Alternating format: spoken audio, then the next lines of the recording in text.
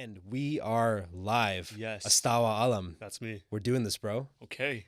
I one of my bros, one of my best friends, Haroon. Shout out to Haroon. Moved to Brampton recently. I have to open up with Brampton, man. He moved to Brampton recently, and how do I put this lightly? He's not adjusting well to it. He's a Pakistani guy. I thought he would be at home at Brampton, but our WhatsApp chat is filled with just vitriol. He's just upset at the stereotype. He's like, it's so real. Amazing. So to chirp him, to make fun of him on WhatsApp, I do my research and I go on Instagram and I try to find some photos that really capture the essence of Brampton. So I go on the Brampton location tag on Instagram. Okay. And bro, I kid you not, every fourth or fifth picture was a brown guy, a munda, a gabru jawan, just leaning up against the car. What is up with that, man? Was it a Dodge Charger? It was a Dodge Charger. It was a Mustang. It was a Mustang. It was in a nice suburb in their parents' home, just leaning up against their car. And I was like, what is going on? What am I missing here? So I'm gonna entrust you with answering this question on behalf of Brampton. Can you explain the phenomenon of brown guys leaning up against cars? We're just waiting for that generation to die out. Oh, wow, bro. Savage. What the hell? It's OSAP money being used improperly, so I will be reporting them all to Ontario. So you, in many ways, are the anti-Brampton man. I've never met somebody more proud to be from Brampton than you are. You proudly represent Brampton to the point where it infuriates my friend and former co-founder, Kareem Rahman of Splash Facts. Shout out to Kareem. He gets upset that you proudly represent. No shout out to Kareem. Where can you speak to where this pride comes from Brampton? Because I feel just as passionately about what I would consider to be my hometown, even though I live in downtown Toronto, but I strongly identify with Scarborough, and I feel very passionately about Scarborough. Where does your pride come from when it comes to Brampton? I have a funny story with Brampton. Go for it, man. I grew up in Toronto from age like 2 to 18. Always Toronto. Like I went to school in Toronto, middle school, elementary school, high school, all that. Which high school? I went to high school around Hyde Park, Ursula Franklin Academy. So Mean Girls was shot there too. Shout out Mean Girls. Shout out to Mean Girls. Shout out UFA. That was school. So I went to high school around there, and it was the summer of grade 11. Like after grade 11, my parents told me that, it was a summer night. We were all sitting around the dinner table. My parents told me we got a house in Brampton, and I just looked at them. Single tear rolling down my face. Betrayal. And just left the How table. could you? I'm like, it hurt. Like imagine going to your last year of high school and just hearing before that, hey, you're not going to graduate with every friend that you made those past 4 years. And you got to start over. Like that hurt, Yeah, of course. So when I was going to Brampton, like I had no good, I didn't think any good things about it when I was going in. And like my friend's dad was telling me like, yo, 2 things are going to happen. You're either going to become a drug dealer or you're going to get a girl pregnant. Wow, bro. Neither of those things happened. What but kind of idea do they have about Brampton? He was just saying that because there was nothing to do in Brampton. And I had friends in Brampton, so I asked them, what do you do for fun? They said, oh, we got Silver City, like Cineplex. We got bowling, and that's about it. I'm like, all right, cool. And what is this, the 70s, bro? So that's what it was like back then, or that's what my perception of it was back then, too. But for the past two-ish years, first off, I've made the best friends ever in Brampton. The boys I got now, like, those are ride or die boys. And it's an amazing feeling when you bring friends home and, like, your parents love them and, like, it just becomes family. So, number one, like, that's the number one reason why I love Brampton. It's just good people. Number two, like, the past 2 years, I moved my company, DXM Creative, into downtown Brampton. So, just being on the intersection and being so close to City Hall, I really got to see what this ecosystem looks like in Brampton. And there was an article from IT World Canada, I think last year, comparing Brampton to what Apple was 20 years ago. Wow. And they compared it by saying that Brampton, we all know what an exponential growth curve looks like. Brampton's right before that exponential growth curve like takes off. No doubt. And that's what I recognized. Like I saw everyone at City Hall and everyone in downtown Brampton and the whole city just really passionate about what they're doing. And of course, like we have our mundas and all that, like leaning up against the cars. Of course, man. We have our wasteman. Every city has that. We just got branded that way, unfortunately. So I saw what was happening quietly, and I feel like I saw it before anyone else saw it. So I wanted to be a part of that. I'm like, yo, I want to get in before everything pops off here so I can say, like, I was here first, but I also helped build what it is. So I love Brampton, man. Like I call myself a proud Brampton man. And everything I'm doing now, like I really hope to be here for like the next decade or so and really see the city flourish into what I know it can be. And hopefully others can see what I see in the city. Damn, bro, you sold me. I feel like I might move to Brampton after that. Yo, You're man. the Brampton ambassador over here. It's so interesting when you think about the concept of Brampton, right? It's a bunch of different communities that got together and slowly began to amass their total population size within the community. I think specifically about the Punjabi community, for instance. Yeah. It's a home away from home. Like, if I had any friend that was coming from Punjab, I don't have any friends that live in Punjab, but if I did, hypothetically, and they were moving to the GTA, I would strongly encourage them to go to Brampton because they would feel like they're at home.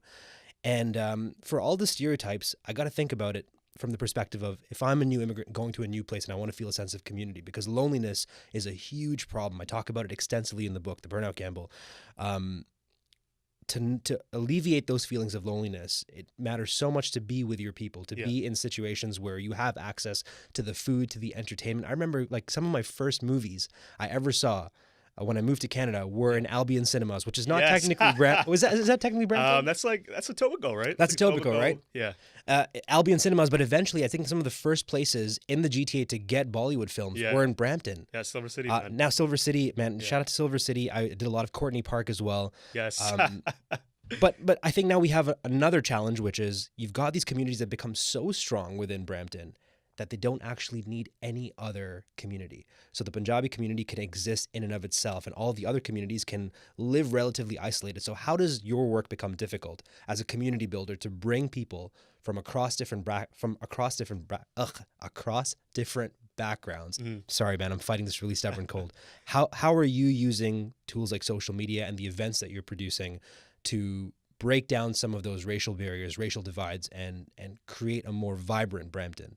That's a really good question, and I'm going to sound like a super cliche right now, but man.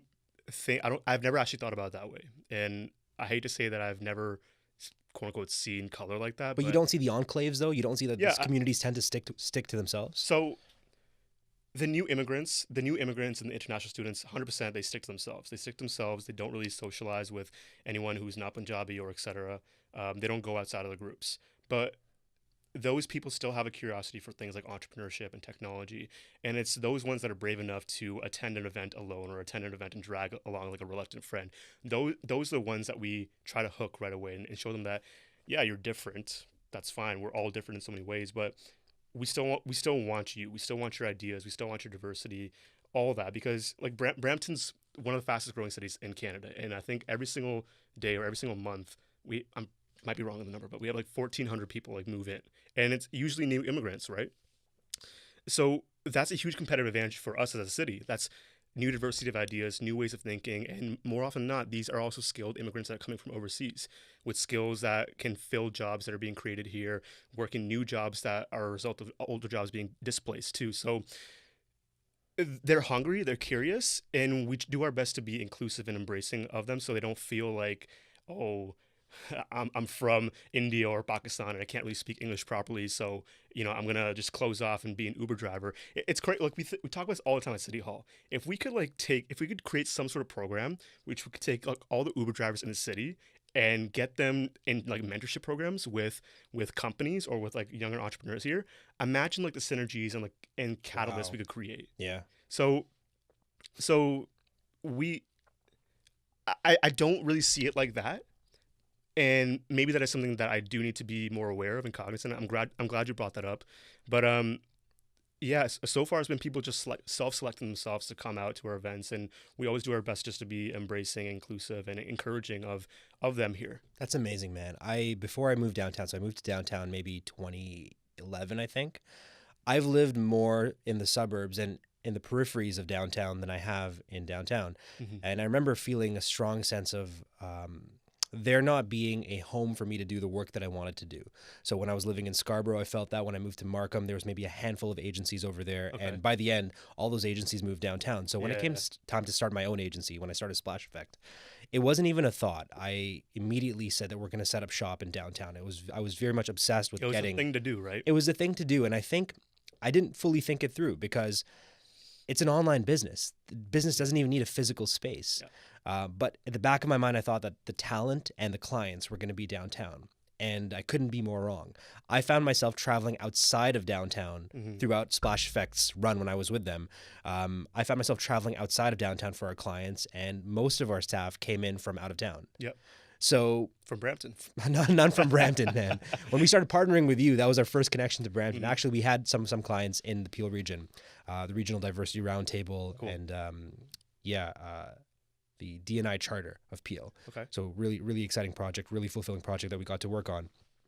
So when you set up shop in Brampton, I looked to that, and I don't know if I had a conversation with Kareem about this, but I remember thinking to myself, shit, man, like they are making it cool to work in Brampton. That's always the goal. Like me being a Brampton man, like I want to get a hoodie that literally says Brampton man because I want people to see, like, when people see me, they don't think I'm from Brampton or like what they think Brampton is. They see me and like, oh, be from Toronto or like Yorkville or something. Yeah. But I'm a Brampton Nice man. watch, bro. Yeah. Okay.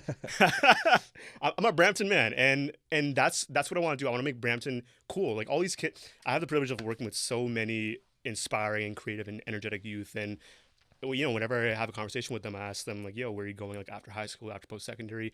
The answer is always Toronto, or I'm going to New York, or I'm going to some other metropolis. I'm like, bro, like if you leave Brampton, who's going to build it up? Who's going to build it for the next generation of kids? So I feel, I don't know if this is me like in some like white knight complex or whatever, but like I feel like it's our responsibility to put on the city. 100%. I respect that so much, man. I think when I left Scarborough, I felt a strong sense of survivor's remorse or survivor's guilt. I'm not sure what the exact term is, but this idea that I left the hood, that I left my roots, I left my friends, and it was made worse by the fact that my homies, NBP, would chirp me on being a downtown man all of a sudden, right? I got all the monikers, hipster, 1%, you name it, right? And I'm like, oh, shit, but I'm still at my Did heart. you grow the beard after that or before that? Man, it's funny you ask, bro. I think I've had facial hair for as long as I can remember, Nice. man. I looked at my grade 9, bro, my grade 9 high school yearbook, and I had a beard there, bro. Yeah. I don't remember life before facial hair, man. I'm sure if I ask my mom, she'll have some photos, man. Also, shout out to my parents for recording every like bit of my life growing up, man. I don't give my dad enough credit, but he documented my entire childhood. Amazing. I got to go get those photos and those videos Imagine sometimes. if you had Instagram. Oh, jeez. Man, your kids are going to log onto your Instagram account one day. Have you I thought don't about that? I don't know how I feel about that. Like, okay, so I don't know if I want to be putting my kids' faces. I don't want to have more than 2 kids' faces all over social media. You have to. They got to have their own accounts, bro. That's the thing that parents, all my young parent friends right now have accounts for their kids. That's the same thing as having like an account for your pet. Yes. Until they get their own phone. I feel like that's the same thing. But I mean, like the love side of me wants to like put my kids everywhere. Like I want to put my kids, my family, my parents, my girl. I want to put their faces everywhere. But the paranoid, secure, like build the moat around your castle, Astawa wants to keep everything about that all off. Because people are evil, man. Like there's people out there that can do bad things, and you always assume the best. You give people the benefit of the doubt, but you never know who has what intention or what profile silhouette picture account followed you, and is like you never know. So I don't know if I'm gonna have my kids' faces over social media. Very interesting, man. It's such a difficult time to be raising kids. I'm teaching this class, as you might know, here at Ryerson, social media class. And every year that I teach it, I become more cynical. So I have my first class for the new semester. I think I'm teaching it now for the 3rd or 4th year. I can't even remember. But I'm at a place right now where I hate to say it, but I'm kind of checked out. Like I'm over social media. I'm like, I need to fall in love with it again because I only see the dark side of it. Yeah. I only see how it's negatively affecting people. Is a stat that I probably shouldn't share on the podcast, but I'm going to do it anyways. Nearly half my class last semester had some accommodation requests that tied back to mental health. It was wild when I thought about it. I'm like, whoa, half of a 120-person class is struggling with anxiety, depression, something that I think is being exacerbated by and catalyzed by their access to and the amount of time they're spending on social media and digital devices. It's a real fucking problem, man. And for kids to now grow up in this day and age. Yeah, it's not good. I'm not a fan of it. Like I'm the oldest of 3, so my youngest brother, he's 11 or 12. And he's rocking some hardware. He's got the iPhone X, eh? No, no phone for him yet, but he's always on, like he'll take one of our devices or he'll be on the laptop, and he's always got his head on facing some screen. And It's not good, man. Of course, like there's a social anxiety part of it and just comparing your life to someone else's. That's not good. Like I didn't have that at when I was growing up. Like I had other issues, but I didn't have that constant ability to compare myself to someone else's life. So I hate that part of it. And I really hate, I feel like it's making kids dumber too. The internet is amazing. Like we have so much, obviously we have so much access to so much information. You can do anything, but it still falls down to a person. Like if you're the type to like get distracted and dick around and procrastinate, yeah, that's what we're gonna use internet for too. So I think those two things we're seeing anxiety and depression and all these other mental challenges become a much more prevalent. We've seen that rise over the past few years, and it's going to continue that way too. And that's where we're seeing apps like Headspace and Calm and etc. coming up because it's a market, unfortunately. Mm-hmm. So those two areas that I'm worried. I think about it all the time, and I'm trying to find the silver lining. I'm trying to find the good in social media, and I think that there is a lot of good. Yeah. I remember when I first got on social media, the early days, it had a lot of promise, a lot of utopian promise. It was going to be a way for us to collaborate, to communicate across different sort of borders, physical and otherwise. It was going to be a way to make the world smaller, to accelerate our learning. Yeah. I thought it was going to make us all more tolerant, and I feel like we're not using it for any of those purposes, or if we are, we're using them to a diminished degree, and we're using it more so for malicious purposes. This movie came out recently, Brexit, with Benedict Cumberbatch, and I started watching it, and I made it halfway through it, and I'm like, this is a horror movie. This is a bunch of really smart people who decided that they were going to use their talents to manipulate the way that people think by putting out fake news and putting out advertising and using the tools that we've all pulled ourselves into. Man. It's so easy to do. Cambridge Analytica, another example, what happened with the U.S. elections. Anyone with like $500 and like a vacant morning can go run propaganda ads. It's Google disturbing, bro. I'm gonna ask you about how your parents use social media. I discovered that my parents have a totally different way of using social media, man. They have like chain mails. They send like Quran verses to one another. Yeah. They send like the weirdest memes. I'm like, this is not even funny. Like, what is this? This is like a sketch that a 3-year-old came up with. I hate what quote unquote meme culture is now. Like, I'm an original internet kid. Like 2016. Wait, that's 2000. Old, okay, like when we had like meme formats and like we had the animals and all that. Yeah. That's what a meme is. Yes. I don't understand this egg stuff. What is this egg? So I have no respect for today's youth in the meme realm. I think they've ruined it. But you're becoming an old head slowly, man. I know. but you can't be, and I'll tell you why, man. Because I think about some of the positive aspects of social media. Positive that for me was actually seeing you and discovering you online. So I told this to George yesterday. I'm your Justin Bieber. You're actually, I would say you're my Drake, man. Really? Let me explain. Are you my Lil Wayne? No, man. I'm an old, washed up Kanye, Jay-Z, like man. Birdman. No, man. Do their hand real quick. What? Sorry, man. What is Birdman doing these days, anyways, man? I don't know. He had his clothing line with put respect on. Yeah, he has these I think 6 episodes on YouTube, and I would encourage the listeners to check them out. How to be a stunner. Some of my favorite videos on YouTube. There's 6-minute long episodes. There's 6 episodes. They're about like 5 or 10 minutes long, and there's different categories, like how to be a stunner when it comes to cars, how to be a stunner when it comes to your clothes. And this is like peak Birdman. This is when you see like Birdman at his most Birdman. He's just rubbing his hands and dropping these one-liners that have become. Can I add these as LinkedIn skills? You know what? And if I do, will you endorse me for that? If you add stunner as a LinkedIn skill, amazing. I will endorse you 100%. Changing my headline right now. but I was telling George that he inspired me just by being himself online to get out of a really depressive episode that I was in throughout 2018. You know, I was in a funk. I felt like I had lost my confidence. I didn't have a lot to begin with, but the little that I had, I was in a deficit. I didn't feel like doing the things that I'm doing right now. Heck, even this podcast right now, I would say the confidence came from watching you, watching George, watching people like Raf. Yeah. And it made me think, in preparation for this podcast, made me think about an article that I read where I learned that Watch the Throne, which happens to be one of my favorite albums of all time. Yes. Fucking great album. We will never get a Watch the Throne 2, unfortunately. And I'm happy with that. Because if they do a Watch the Throne 2 now, at the current state that Kanye's in, I worry about that guy. He should not be making music. He needs to be getting some help, man. He's got to be surrounding himself with good people, some family, some psychiatrists, and really just taking care of himself. I feel like he's being put in a difficult situation. Is that you? No. Oh, shit. Who's that? Is that me? Oh, I'm so sorry. That's a first. We're never going to do that again. I apologize to all the listeners.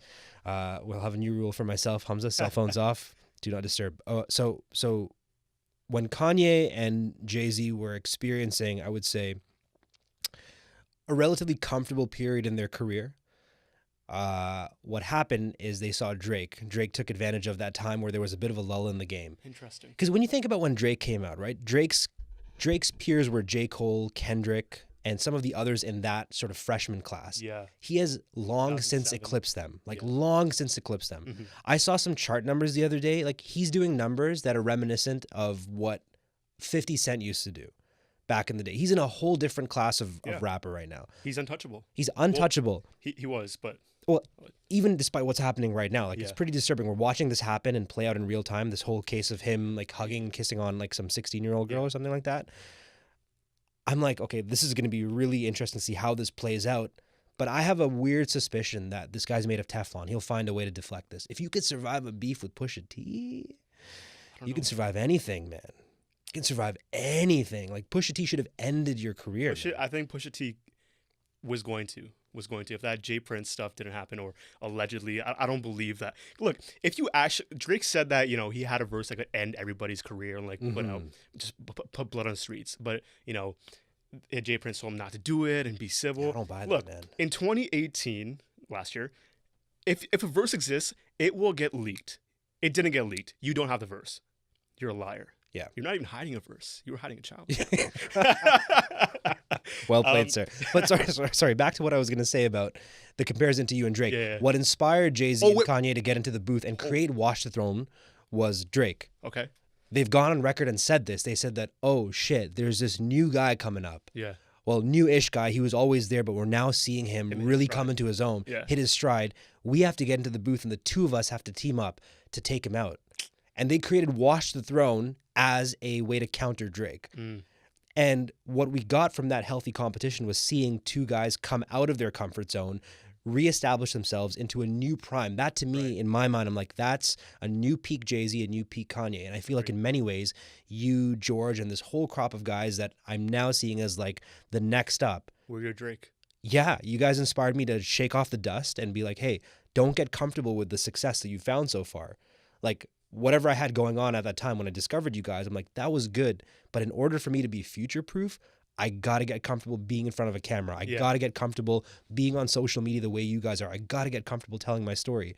And it's taken me a couple of years, and I feel like now here we are, finally recording a fucking podcast with video, and I'm taking this seriously, and I think a lot of that, a huge part of that, is due to you. So thank you for that, man. Thank you for You kind inspired words, me, man. bro. And just going back to the note that you mentioned of like, you know, seeing people like George, Raph, myself on social media with front-facing camera, getting you out of your funk, like that's first off, like I have no words like to respond to that. That's just incredible, and like I think it speaks to a larger picture that we often forget as like quote unquote content creators, that we don't know how us being ourselves is just impacting people. You know, like me making a dumb joke or me just, you know, talking to the camera about like my shitty day. Like you never know who that's reaching and how and when it's reaching them. It might reach them at a shitty point in the time in their life. It might reach them at a point where they really need to hear what you have to say. And that thought is kind of what got me started onto this whole producing stuff and just putting things out there. Like, you know, I've had like my very first blog post. I think it was 2017 maybe. Was called Share Your Drafts, and it was all about the importance of telling a story. And the thesis of it was that, you know, the stuff you're going through now, like you sitting in your bed staring at the MacBook screen blank at 4 a.m. and just being pissed at yourself for not being where you are, that's the story of so many other people. And you feel so alone until you hear that hey, I have that too, or I'm feeling this way as well. And sharing that is so important. Because going back to the whole city thing, like I feel like it's your job, it's your responsibility, it's the least you can do. It's not that big of an ask for you to just turn your camera on and talk for a little bit. Like, you know, you're spending like 8 hours a day watching Game of Thrones anyway. Like, Yeah. Why not? You know, you don't know how it's gonna help someone. And this intentional storytelling is something that I think is very reminiscent for what Drake did with the city of Toronto, right? He could have easily aligned that brand narrative with the United States. Yeah. He could have easily claimed the Houston part of his roots and gone that route and said, I'm going to be in this bigger market. I'm going to claim the U.S. and this is going to be my market. But instead, he got aligned with the Toronto brand at a time when the Toronto brand was okay. Yeah. Wasn't really popping. And as he ascended as a star, the brand also in tandem rose with him. And now here we are. We're a world-class city. And everywhere that I've traveled in the last 3 years, whether it's Dublin, Ireland, Rome, Italy, I'm going to Southeast Asia very soon, everyone knows Toronto as synonymous with Drake. Yes. If you're a fan of hip hop, and forget hip hop, I think hip hop has become pop. If you're it's so weird for me to say hip hop anymore. Yeah, Like, it's not hip hop. It's music. Rock, right? It's pop. Like if you look at the top charts, top 100 songs, and 70% of them are rap hip hop. Mm-hmm. So what's left? I mean, it's pop. He is the biggest artist of our time. I'm just gonna go on a limb and say that the biggest artist of our time, most influential. Yeah, like I feel like if he did go the Texas 100 Cousins out of Memphis, Sure, like if he went that route, I think it would have been harder for him. I don't think we would have the Drake that we have today. It's easier to build up. It's easier to build up with something or someone. He built up with Toronto. It's kind of like what I'm doing with Brampton. Like I recognize that Brampton is at a place where it has. Brampton's a very unique city in that other cities that are in a similar spot to Brampton, they're missing ingredients. Brampton has all the ingredients, and now it's about just finding the right recipe. So that's what I'm trying to do with Brampton. I recognize that it's at a very crucial spot right now where it might take off. Maybe not next year, maybe not in 5 years, but it will take off. And I recognize that, and I said to myself, like, yo, I'm going to be here, and I'm going to help that happen. So when we pop off, I'm there. And I think that's what Drake did with Toronto. He recognized that the makings of a great city, of a world-class city are here. Someone needs to tell a story. And at the end of the day, that's what it all comes down to. Cities have brands. Cities have brands the same way Nike has a brand, the same way you have a brand. Everyone has a brand. Cities have a brand. It's very important. And you're doing a really good job of telling that story, telling your individual story. But I want to shift gears and talk about DXM. Okay. So this is the agency that you co-founded with Syed. Yes. I call him Syed, but his name is Ali. I mean, it depends who you are calling him. Like he has 3 names: Syed, Ali, Raza. Yeah, like Raza is his last name, right? Okay. But, like we all call him Ali. Yeah. Professionally, I think he wants to be called like Syed. Yeah. Selectively, but Ali. Dude, you decided to create a digital marketing agency, I would say at the worst possible time to create a digital marketing agency. You're telling me this now? Man, I think when I created Splash Effect, that was the worst possible time. And I think the cool thing that you did, and I keep on forgetting how young you are. You started your version of Splash Effect. You started DXM at a time when I wish I started it. You started while you were still in university. I started it in my late 20s. Yeah. And so the head start that you have on the game is incredible. I can't wait to see what you're going to do when you catch up to my age right now. I mean, you're going to be way leaps and bounds ahead of where I'm at. And I couldn't be happier for you. But when you started DXM, you started it at the worst possible time as far as where the industry was. What I mean by that is it's become a race to the bottom, and you know this. Yeah. Everybody with access to a laptop and fast internet can do the things that you're offering. Mm-hmm. They can build websites, they can do social media audits, they can do social media community management, graphic design, all of those things. Yes. It's not magic anymore. Yet here you are, you're successful, you're running a successful business, you have money coming in, making money hand over fist, crushing new clients all the time. You guys recently had Socialite as one of your clients, so shout out to you for that. That's awesome. One of my favorite conferences of all time. That's dope. How are you guys still successful? How are you guys managing to be successful in this age of competition where a 14-year-old can be a one-person digital marketing agency? I think it's always been like that. I think it's always... Well, obviously, there's certain industries like manufacturing, et cetera, where you can't do the things that's happening in digital marketing. But there's always been the competition aspect of business, no matter what you go into. Or, like, let's talk about sports or rap. Like, if I want to start rapping, right, I can go learn how to rap. You have rapped. I'm just going to put that I can go out there. learn how to make or find a producer, start recording some songs. I can, like, the internet has it all. I can become Drake. Maybe not Drake. In, like, a few weeks, right? I can learn the fundamentals. How about that? Yeah, for sure. Anyone can do that. So I don't worry about things that people can get from other sources. I don't worry about anyone else learning how to use WordPress or learning SEO, whatever. That's fine. I'll teach you how to do it too. Just pay me. But where the competitive like differentiator comes in is a couple things. Like first, it's like who you are. Who are you? We're in an interesting time right now in the economy, in our culture, where people want to work more with people who look like them, have the same values, and they can just like be friends with. They want to work with someone that they can hang out with after 5 p.m. And that's one thing. Like, work with the people that you identify with, that you want to be friends with. That's the first thing. So most people we work with aren't, stiff 9-to-5 corporate clients. Like, we work with people that we want to spend time with. And there used to be a time where we would work with people that we didn't like.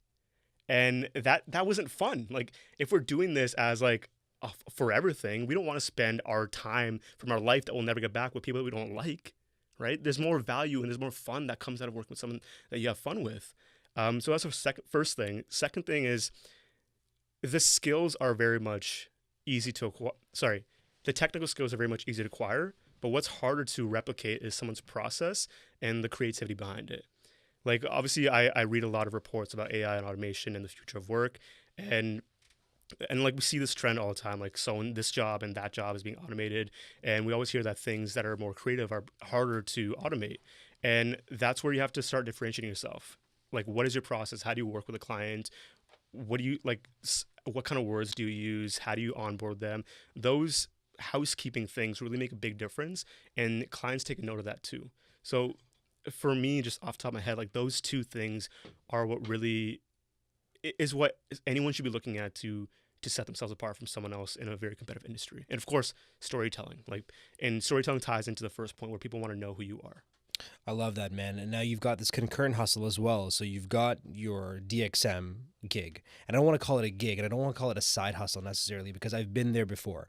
I've worked at Ryerson full-time and had Splash Effect. Yeah. Make no mistake about it, folks. Both were full-time jobs. Yeah. There's no such thing as a side hustle, especially at that scale that you're doing it. So you've got that, and you're also a tech and innovation coordinator with the city of Brampton. Yeah.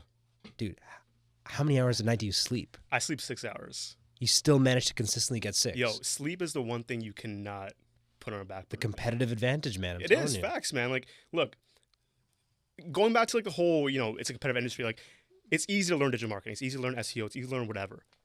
But where your competitive advantage is in, like, how's your mental health? How's your physical health? Are you sleeping? Are you eating right? That energy, that's what sets you apart, man. That's what keeps you on. 100%. If you have that, then you can do digital marketing or whatever you're doing to 110%. Is 6 hours a sweet spot for you? For me, that's what I've learned over the years of, Fitbit, sleep tracking. Like, that's what works for me the best. So not 7, not 8, not 5, 6. Those are nice to have.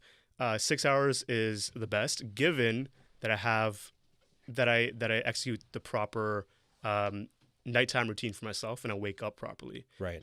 At the end of the day, like, the hours of sleep I get, it's just a number. It doesn't have that much. It doesn't have the biggest effect on me as much as did I go to bed properly and did I wake up properly.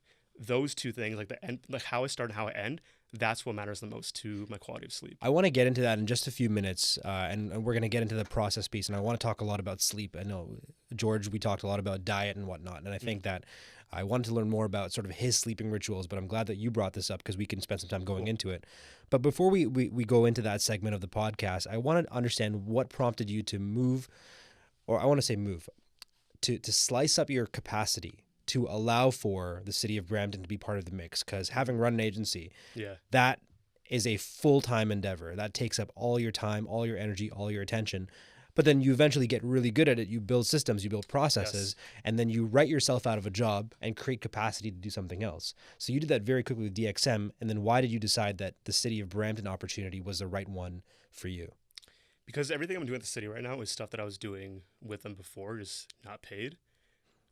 So it just made sense. Like, when the opportunity came up, it made sense that I take it. And I looked at like the job, and I looked at me. I'm like, yo, who else could do this? Like, this is for me. It's kind of like made for you. Yeah, right? Like, I have to. And you were already doing those. I was tasks, already doing all that. Obviously, I'm doing it way more, and so many other things on top of that. But it just made sense. But yeah, it was a difficult decision. Like, I'm taking this time now that I gave to DXM and giving it now to the city. The money's nice. That's great. But now I have less time for that. But I looked at it as like a long-term play. Like, me being here now, I have more cash coming in. I have a better network. And it's forcing me to one-up myself. It's forcing me to think in a different way. And before I started working in the city, I was already looking at my work at DXM, and I said, like, I can't be doing the things that I'm doing at DXM now. Like, I can't be executing projects daily. I can't have my hands in the dirt all the time. And I need to be in a place where I'm more project managing and hiring and delegating. So me going to city also forced me to do that. Now I'm in a spot where I don't have to execute myself all the time, but I can work as the manager. And I feel like where I was in my life, like, I needed that switch too.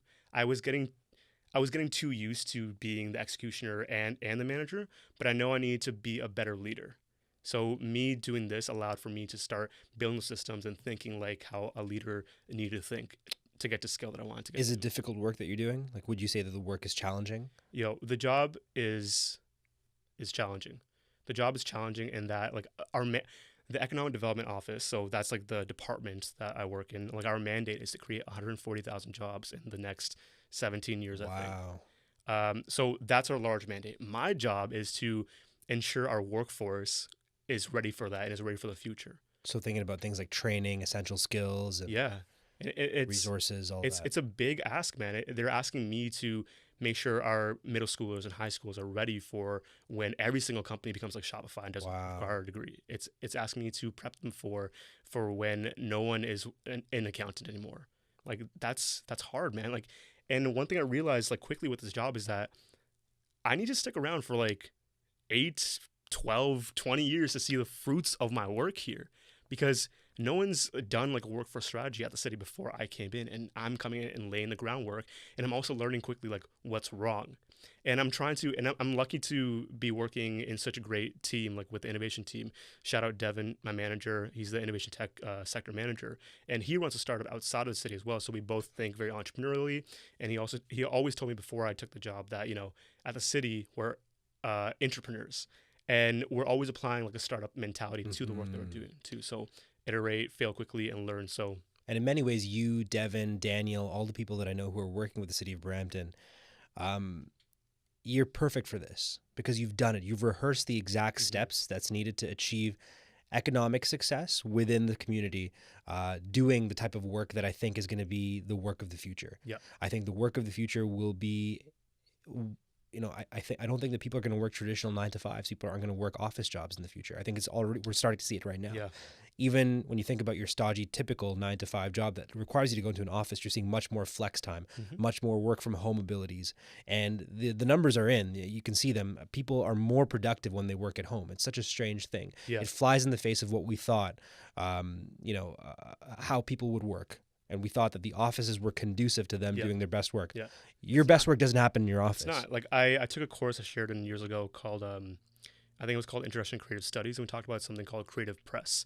And that's basically talking about like the environment you work in, how hot is it, is it cool, is there music playing? Those are all factors that are very individual, right? You can't create a cookie cutter office for every type of worker. You need to let people have like their own spaces or close to something that they feel productive in, and companies are becoming more aware, Right. which is nice. So we're seeing more flex time. We're seeing more remote work. We're seeing offices like Shopify. We have Rogers out in Brampton, and their office is incredible. Super open concept.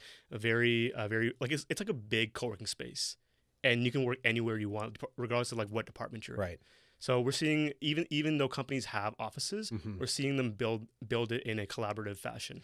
And not only that, man, it took me a while to realize what Kareem's TED Talk was about. So Kareem did this TED Talk, and when he first dropped it, I didn't quite grasp the message. Hustle with purpose. But as I've had time away from that TED Talk, I've thought about one job can't fulfill you. Like that one job can't be the only thing that gives your life meaning and purpose. There should be a whole host of other things, whether they pay you or not. Yeah. They could be hobbies. I think that's the essence of Kareem's message, is that, embrace the multifaceted hustle. Like I teach, I write, I speak, I work full time. And I feel like a complete person because I have all of those different, those rings, those Thanos rings, right? What's on your gauntlet right now? So I know you've got DXM, you've got City of Brampton. What else? What do you have and what's coming up? So all of this that you're saying alludes to like the Ikagi, like Venn diagram, I think. Ikigai, I think. Ikigai. Vowels, just switch. It's all good, man. And we've always seen like that quote that says, have one hobby that pays you, have one hobby that feeds you, and have one hobby that like feeds your soul or something. Okay, say it one more time. Have one hobby that pays you. Have one hobby that pays you. Have one hobby that like fuels your passions. Oh, sorry. Have one hobby that pays you. Have one hobby that keeps you fit, and have one hobby that fulfills some other part of your human existence. Damn, I gotta do an inventory and think about which ones. Okay, very cool. But one thing, so I love DXM, not for the marketing part of it, but I love DXM because I love building things. I love building a business, going from 0 to 1, and then going from 1 to 10, 10 to 100. I love that. I love putting the pieces together and seeing how to paint a picture. And that's what I think like true entrepreneurship is, just making things. And I've always been the kid who likes to make things, connects, Lego, I'm there. So I love DXM for that. I love the city because it's a very fulfilling work.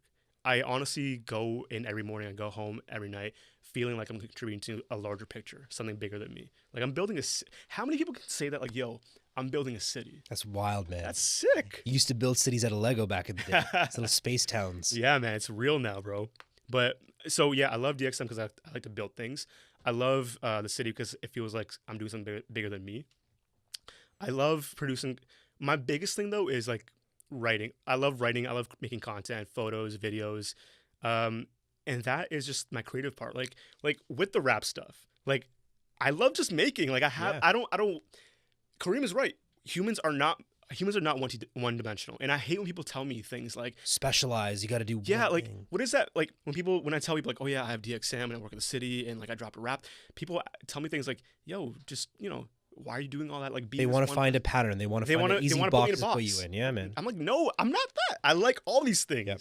I like all these things, and I'm like moderately good at all of them too. Yep. I used to be insulted by that when people would say, "What exactly do you do? I do everything. You a professor? You a marketer?" Yes. I'm like, you know what? I would try to find patterns that would make sense to other people, but now I've embraced the fact that like I'm just a guy that's doing things, man. And that's what that's one of the things that I want to do with my brand too. Like I want to show people that like, yo, this is what an entrepreneur could look like. This is what a Bengali Muslim kid could look like.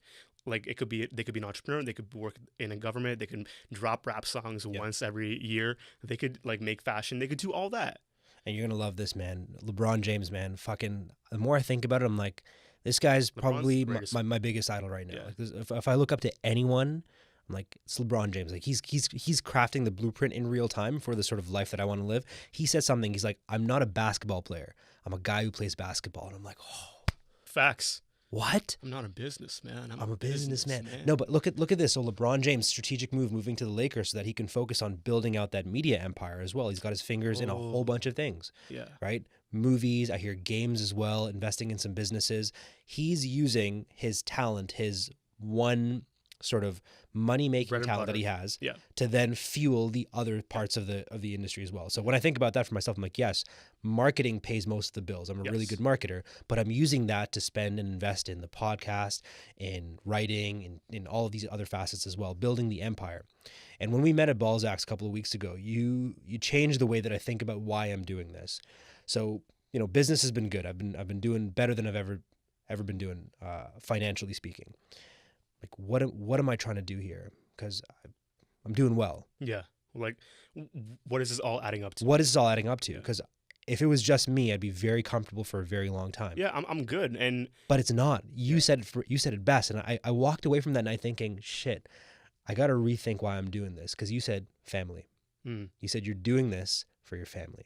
Yo, man, like, I'm pretty sure like I've shared the stories of like me growing up and stuff. Like, so at the beginning we talked about, going to Brampton and it's having people who look like you. And growing up in Toronto, I didn't have that. Being an immigrant kid, like we didn't speak English at home. English was my second language. Having that, being in a school full of like predominantly white people, and I went to school like Hyde Park too. So it was I'm like one of two. The only Bangla in Hyde Park, man. Yeah, the only Bengali in like there too. So I was always trying to be accepted by people who didn't look like me. Yeah. And when I moved to Brampton, probably one of the reasons why I love Brampton so much is that there's people that look like me, and that matters, man. Big time, man. Holy like shit. If I didn't have you to look up to like at 18, I probably wouldn't have half the stuff that I have now. I wouldn't be half the guy I am today, or just have this mindset too. Having role models or like people who look like you blaze a path that's similar to the path you want to go to, that is so important, man. And again, like that's one of the reasons why I do like what I do on social media, because I want to show the kids that look like me, like, yo, you can do this too. Like there was it's an honor to be here right now. There was a time where I would have loved this opportunity, and I have it now. Like this is my reality, right? So I need to get that to kids that are coming up, kids that my brothers, their kids. Like I love Jay-Z's legacy song, man. That's so important, man. You got to keep money in the family tree, so my seed's gonna marry your seeds. That's so important, man. I love that, man. Right before this, I've been sick for the last couple of days, and I've just been marathoning movies. So today I marathoned The Godfather. Nice. Godfather 1 and 2. I once a year I'll go back and watch those movies with a different understanding of it every single time. Yeah. I watched it today with the perspective of circulating wealth and opportunities within the family. And I don't mean family in the literal sense. I'm talking about like the broader family. And right before we got on the air, we were talking about Black Panther, and I was voicing some of my concerns about Black Panther's eligibility as a top Oscar film contender. Yeah. It's a good movie, but at the back of my mind, I'm like, is it First Man good? Is it Hereditary good? And then you change my perspective. I'm like, you know what? Hamza, shut up. Just let it happen. Mm-hmm.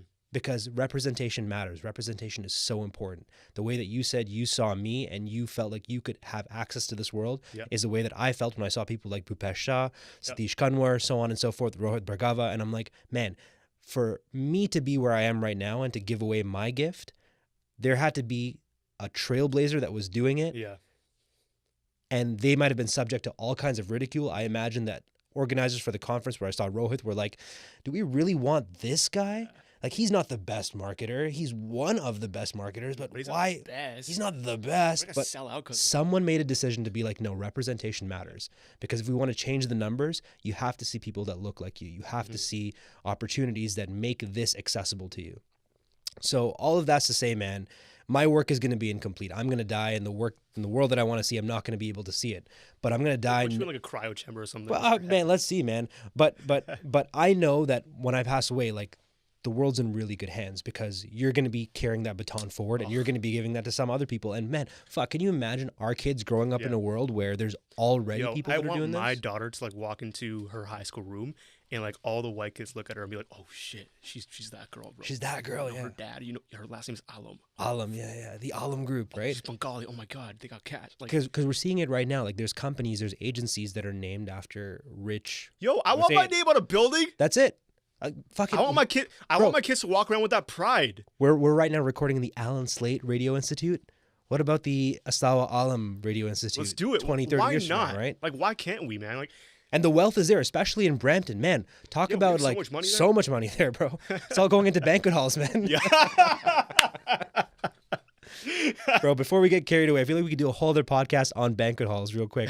But I want to make sure that the listeners have the understanding of how you're able to operate at such peak performance and peak efficiency. And I think I want to spend the next couple of minutes really reverse engineering how you manage your time, manage your energy, and manage your attention, which is something I feel like we don't talk about a lot. We talk about managing time and energy, but talking about attention management, I mean, that's the point at which everything else gets ruptured. So we'll start by going to sleep because you've decided that 6 hours a night, you're going to be shutting down. That's time that you're not going to be productive. But you've decided that time is essential to you being productive for the remaining 18 hours. Yes. So 10 to 4 or 10 to like 4:15, that's like sleep time. Oh, you wake up at 4:15? Yeah. That's 15 minutes before Jocko Willink, bro. Really? That's crazy. 4:15. That's how it be, man. Man, I thought 5 a.m. club was... I'm his Drake. There you go, man. What's the world like at 4:15 a.m.? It's beautiful, man. It's honestly so serene. I've only seen it at the end of clubbing nights, man. The days that I can do that are the best days for me because I'm really hard on myself and I need to have those wins, like those Astawa wins, to feel like my best self. So I love that 10 to like 4 sleep window. So so this is my night. Like 8 p.m. like work is done, like no more work, and I'll schedule it that way too. I try to be more realistic with like what I can do within the hours that I have while giving myself the time I need to like actually chill out. 2018 was incredible. I did a lot in 2018, accomplished a lot, but I burnt out like in 2018. And I realized that like around probably September or October time, I'm like, yo, I need to like chill the fuck out, man. And so November and December, that's when I really made a deliberate effort to just relax more and not be stressed out. And that manifested itself in me being strict with my calendar and me being realistic about what I can take on, when I can have it done by. Because, being in the worlds that we're in, that we want to get everything done in one day. And that's not good for you. One of the biggest lessons I learned in 2018 is that the goal of the game is to stay in the game. You can't stay in the game if you're sleeping like 2-4 hours a night. You can't stay in the game if you're just destroying your body. You gotta like sleep. You gotta sleep. You gotta eat. You gotta give yourself time. You gotta play Fallout. You gotta watch Game of Thrones. You gotta do that. So 8 o'clock cut off, like no more work. I'll use that like hour from 8 to 9 to, play video games, be with family. Like I might do like a little bit of personal stuff like content or catch up on prayers, whatever. But 9 is like, so, I'll try to eat like within 8 to 9 as well. 9 to about 9:15, 9:20ish. That's when I start journaling. So anyone who knows me knows that I've been writing for like ever. Like I have stacks of journals at home. So how I used to do it is that I would just take out my journal, take my pen, and just write like whatever thoughts are in my head, how I felt that day, what I accomplished, make my to-dos for tomorrow. That's it. And that felt nice, but the downside of that is that I didn't have any quantitative metrics to go back to day after day or week after week and actually compare myself like to the week before, the day before. Like how did I do today compared to who I was yesterday? So what I did at the beginning of this year, on January 2nd, I got the High Performance Planner from Brendon Bouchard delivered to me.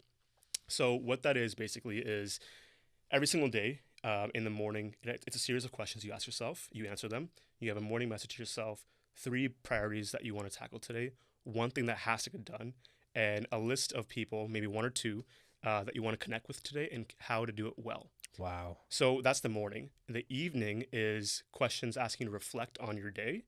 And it also asks you to rank yourself on 6 factors such as clarity, like did you know your purpose today? Energy, how well did you manage your energy? Things like attention, spirit, happiness, things like that, like human life areas. So I've started doing that for the past 2 weeks, and I can objectively say that doing that in addition to my freehand journaling has, without a doubt, made me an overall happier and positive person. Wow. For the listeners one more time, what is the name of that journal? The High Performance Planner by Brendon Bouchard. High Performance Planner by Brendon Bouchard. That's really good because I use the Intelligent Change set of products. So I use their productivity planner and their 5-minute journal. Yeah. But I like that a lot. That's so really I interesting. So I was looking into journals before I got this, and I thought about the 5-minute journal, but I felt like that was too fluffy and happiness oriented, whereas the High Performance Plan I found is a good balance of work and happiness and human self. It's so important, man. I love that Gary Vee's on this kick about self-awareness right now. It's so cool to see his evolution as an entrepreneur. Like when he first came out into the scene, he was like hustle 9 to 5, 5 to 9, like just really annoying. And now he's just really become mature and speaks about the value of sleep, but especially about the value of self-awareness, which I think is the critical component to building resilience. You can go through all this shit in your life, but until you're writing down and thinking and reflecting on what you learned from there, you got to know yourself. You got to know yourself. Otherwise, you're not going to build resilience. You're going to be shocked the next time you go up against the same obstacles. But reflecting on it allows you to go back to that same obstacle with a sense of wisdom, having rehearsed that scenario. I'm so glad you brought that up. I remember on that note, when the Burnout Gamble came out and you were speaking at Now with Daniel Fragavilla, you were talking about your calendar and how, so you and I are different people. I think I'm an extrovert. You consider yourself an introvert. And you talk about how you color code your calendar with like what's going to take the most energy out of you. And I remember when we sat down at Balzac's, that was an event that you wanted to be on for. So you had to make sure the rest of your day prior to that didn't take a lot of energy out of you. So that's so much self-awareness. Like that's you knowing that you might not be able to operate the same way that I might be able to operate. Yeah.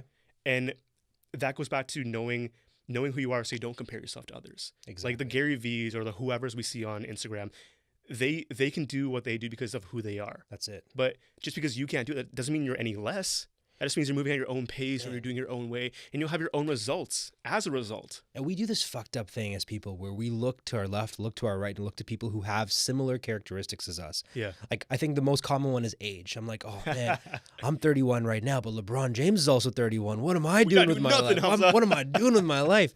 But everyone's in their own time zone, man. Yeah. Everyone is not early. Everyone is not late. Everyone is just in time. You're right where you need to be. That's it. Yeah. That's it. I really, like, I'm a super spiritual guy, and one of the things I think about all the time is that whatever's meant for you will never miss you, even if it's between 2 mountains. Like, that's so true. And like with the whole age thing, like, I'm 23 right now, and you know, by a lot of measures, I'm ahead of a lot of my peers, and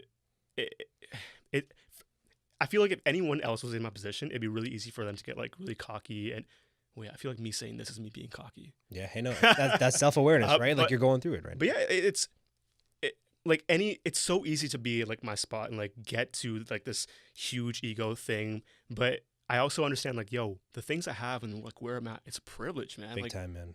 I could lose this tomorrow. Man, people always forget that just the fact that we're here and earning money in North America puts us in the global 1%. Bro, yeah. That's a fact that I'll never let myself forget, because I remember, man, like we'll get into so this in lucky. future podcasts, but like when my dad tells me stories about his childhood, Mm. I'm like, that's some nightmare fuel, man. Can you imagine not having money for shoes? Bro, man. My My dad dad wore the same pair of shoes for Yeah. 10 years, man. His feet grew out of the shoes. Like he had holes in his shoes and his Mhm. toes were coming out. And this was for many years. I'm like, man, here I am. I don't even know how many pairs of shoes I have at home. It's sickening. I have more shoes than my sister, man. It's Yeah. ridiculous. I remember like my dad grew up in the village in Bangladesh. So like I hear stories all the time. Like, and they were like 13 brothers and sisters too. So obviously, and his dad was like a primary school teacher. So not a lot of cash. Like he's a teacher in the village, and you got a lot of mouths to feed. Like countless number of nights that he would go through where like they would eat like they would drink the water from like boiled rice and stuff Wow. with water. Like it's crazy, man.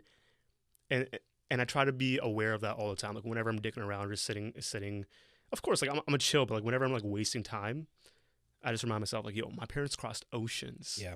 They didn't cross oceans so I could sit here and like do nothing. Right. They didn't. I really believe like, yo, if they crossed oceans for me to come here, then I owe it to them to put the fucking last name on a building, bro. Yeah. Like, why can't I do that? Because proportionally speaking, for them to go from drinking rice water to now owning a house in Brampton, right? That's Relatively speaking, the amount of amazing. effort and the success compared to where you are right now to do something proportionally, the logical conclusion is putting your name on the side. It only makes sense, right? Because otherwise, then you've operated at 50% of what they were doing. Yeah. Then I've Or been less. below mediocre. Like there's no reason why I can't do these outrageous or Right. seemingly outrageous things. Now, set those ambitious goals, and hopefully you'll hit many of them, if not all of them. But even if you don't, just take solace in the fact that you've still already won. Like in terms of global 1%, like Yeah, man. we have it so good here, have it man. so good Canada, here. hands down, best place in the world to live. Yeah. I like take my taxes, man. Go just take all I of love them, it. man. I These are hate it these are every membership every fees. single week, but I love it. All good, man. No, with that being said, let's switch gears into energy, man. So Sure. we talked about your time a little bit. How do you? Well, this is a bit of a blended question for time and Okay. energy. What are your rules for deciding what goes into your calendar and what doesn't? So let's say after this, you bump into somebody randomly and they're like, "Hey, Astawa, I want to get half an hour with you. Just pick your brains." What is the thought process for whether or not that becomes a priority that's in your calendar or Okay. not?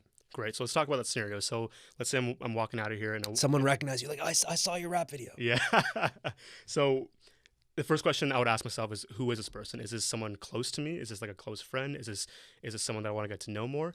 If the answer is no to those answers, to those questions, sorry, I'll give them my Calendly link for 30 minutes within like my 5 to 8 p.m. So I'll give that to them.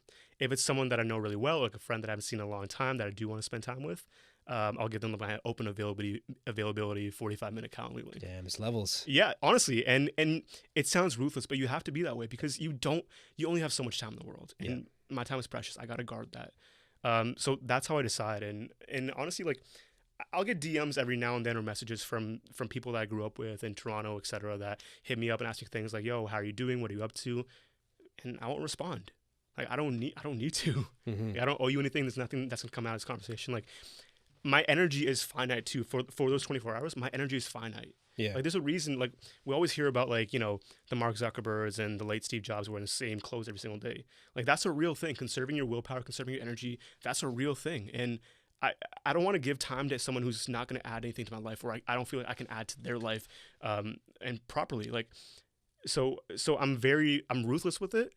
But I also think long term as well. Like I always take like coffees with like kids that are younger than me that I think I can help them come up, or people that are like above me, or like new immigrants, for example. Like at Greenwood, I met a bunch of people, new immigrants. Wood Green, you mean? Sorry, Teresa, if you're listening. Yeah. I do all. Teresa just flipped the table.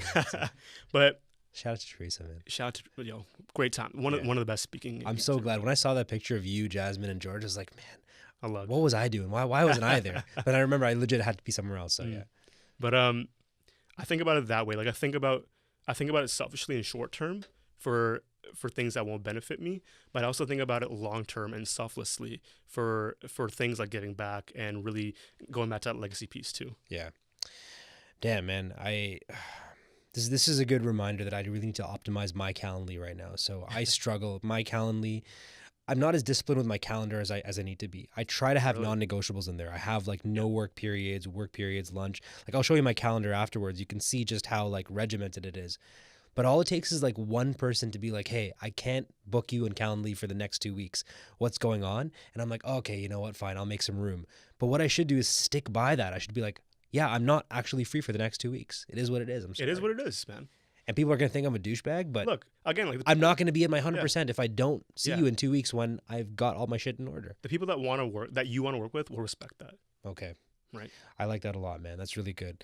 How do you muster the energy to work on tasks that you hate?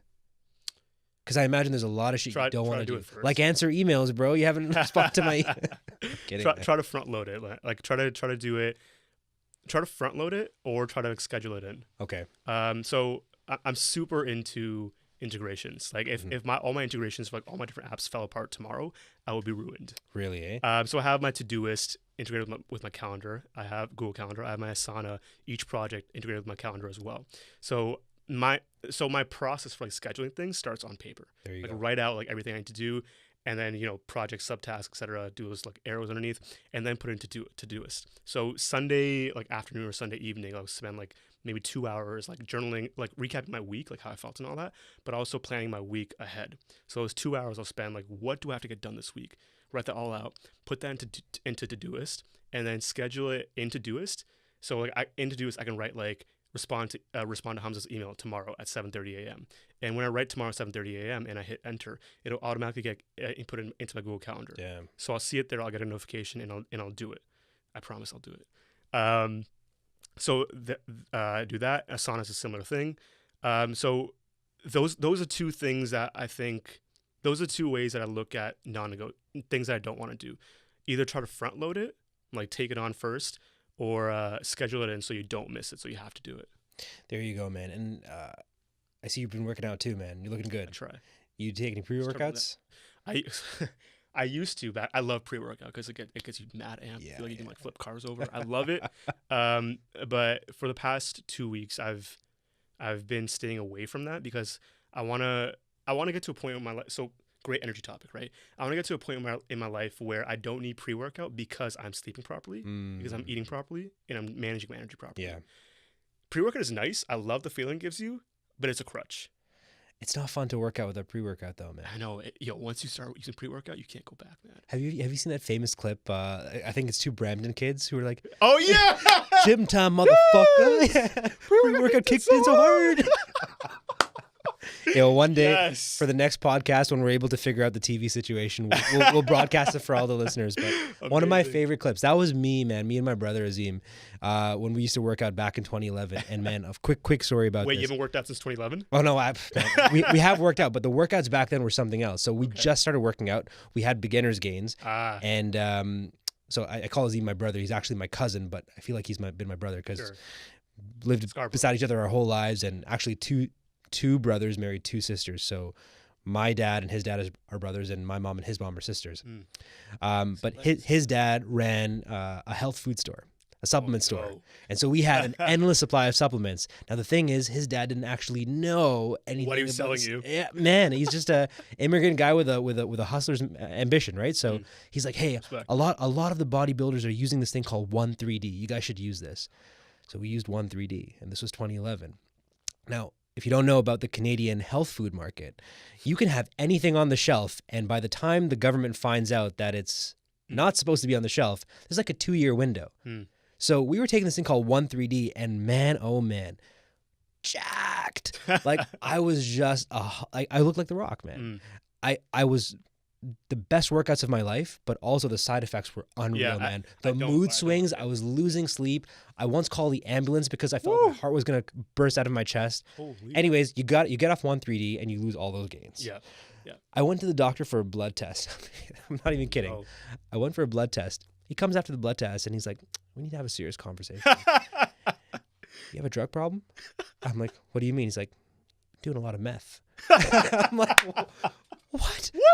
I'm like, no, I'm doing a lot of supplements. Like, can you show me what you've been doing? And he's like, yeah, this has 1,3-D. I can't remember the exact thing, but it was like jacked 3D? It was exactly like jacked 3D. It had 1,3-dimethylene, which is basically one of the components of meth. Amazing.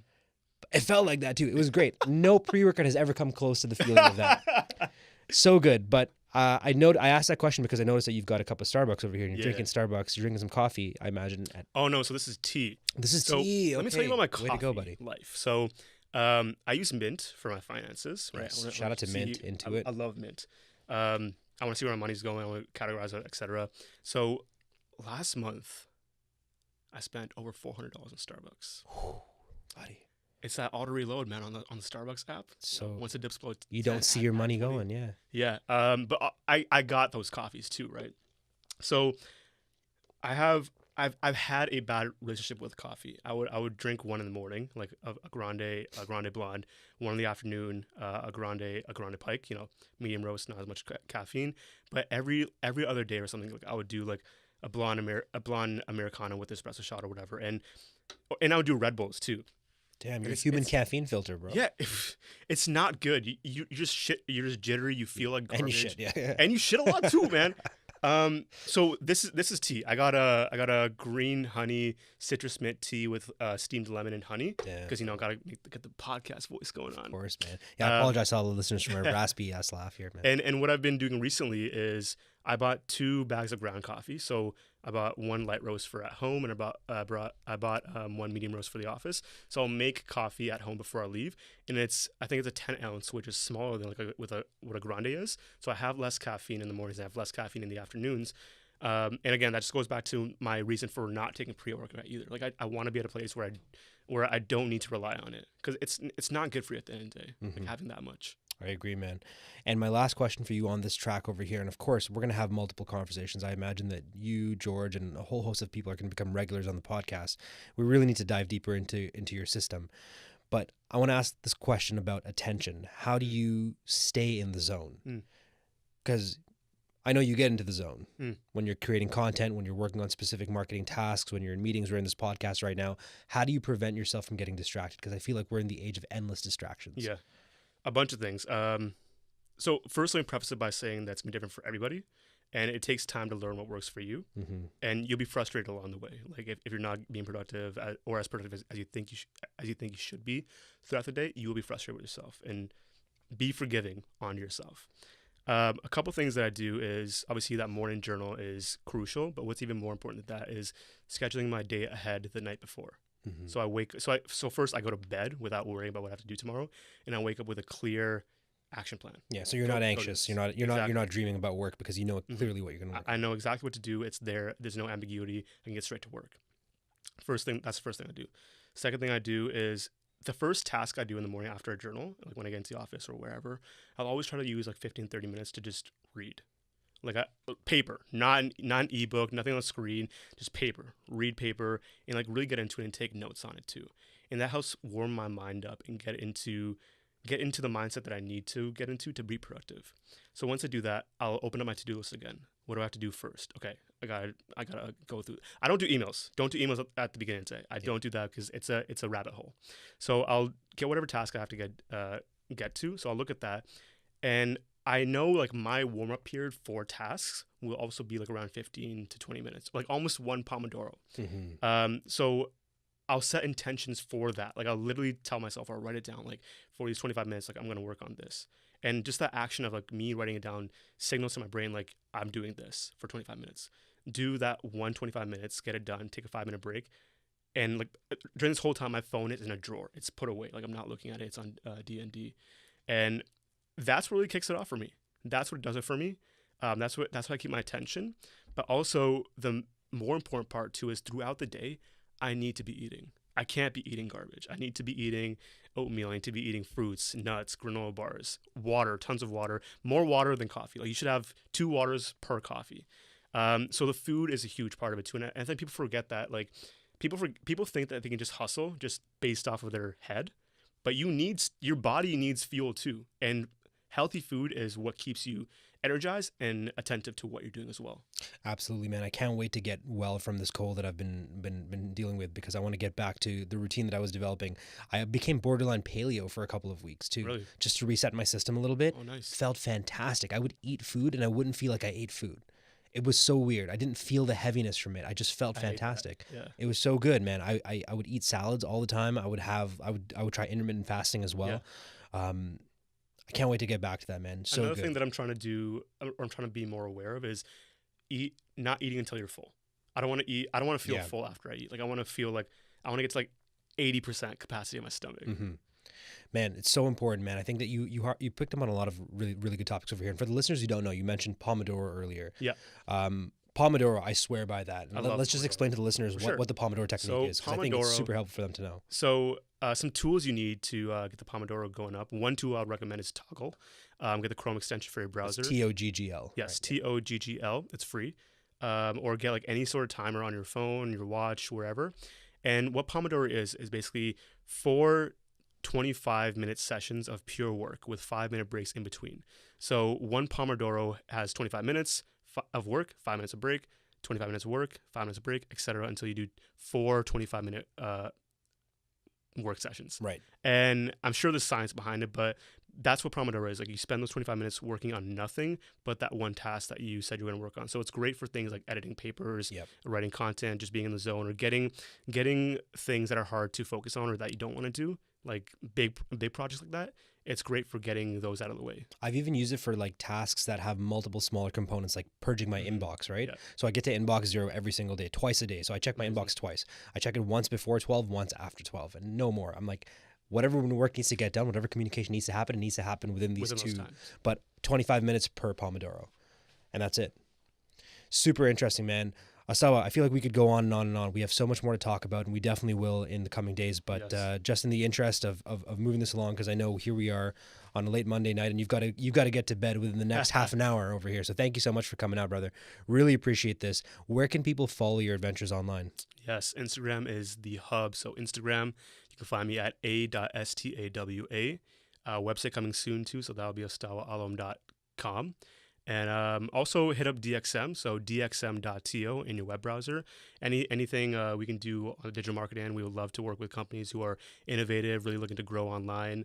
And if you're just a cool person that's interested in entrepreneurship or just being the best you, I'm always down. I mean, I'll send you like a Calendly link, but I'm always down for coffee, tea, whatever you're into.